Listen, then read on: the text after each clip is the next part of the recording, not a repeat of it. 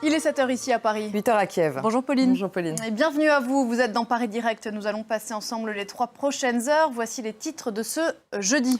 Au Soudan, la nouvelle trêve obtenue par le Soudan du Sud, censée débuter aujourd'hui, sera-t-elle respectée par les deux belligérants, l'armée et les paramilitaires ? Voilà pour les titres à suivre dans les 3 heures d'infos à venir. Vos rendez-vous, l'info écho, ce sera avec Lynn Rifaille, le décryptage avec Gauthier Ribinski. Dans la revue de presse avec Bilal Tarabé, on parlera climat, alors qu'on risque bien de battre cette année le record de l'année la plus chaude. C'est à lire notamment du côté du Monde ce matin. Et puis nous irons au Sénégal dans une vingtaine de minutes à la rencontre d'un chef français amoureux de Dakar qui fait se marier dans sa cuisine, sa culture gastronomique lyonnaise et les produits locaux. Un régal. Voilà pour le programme. Tout de suite, c'est le journal.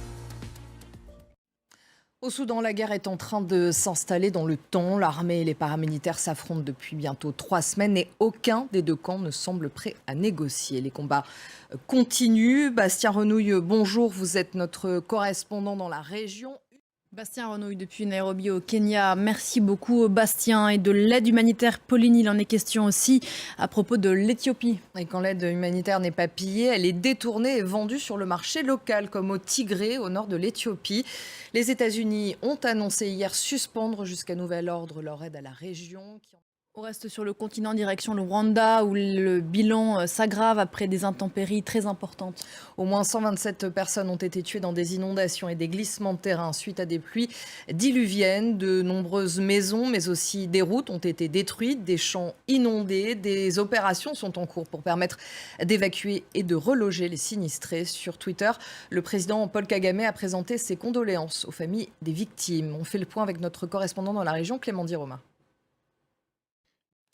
7h08 ici à Paris. Kiev, la capitale ukrainienne, Zaporijjia au sud-est ont été bombardées tôt ce jeudi matin par les forces russes. Cette nouvelle salve de missiles russes intervient alors que Moscou accuse Kiev d'avoir mené hier une attaque présumée de drones sur le Kremlin. Kiev nie toute implication. Les détails avec David Gilbert. Et hier, c'est la région de Kherson, dans le sud de l'Ukraine, qui a été visée par des frappes russes. Le bilan s'est encore alourdi. Au moins 21 personnes ont été tuées et 48 blessées.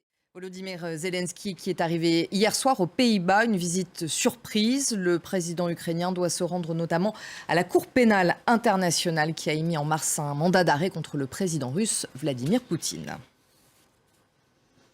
7h11, tout autre chose à présent, la colère exprimée dans des mots parfois extraordinairement grossiers des supporters du PSG. Ils en ont marre de leur star et ils le font savoir. Ils se sont réunis devant le siège du club à Boulogne-Billancourt. Ils réclament le départ de Neymar, mais aussi de Lionel Messi. Après une saison compliquée, une défaite cuisante à domicile dimanche contre l'Orient et la suspension de Lionel Messi pour un voyage non autorisé en Arabie Saoudite, les fans n'en peuvent plus. Paris, où vas-tu ? Qui es-tu ? Ont-ils scandé. Alexandra Quarini. 7h14 bientôt ici à Paris. Bienvenue à vous si vous nous rejoignez dans Paris Direct. Le rappel des titres avec vous, Pauline. Au Soudan, la nouvelle trêve obtenue par le Soudan du Sud censée débuter aujourd'hui sera-t-elle respectée par les deux belligérants, l'armée et les paramilitaires ?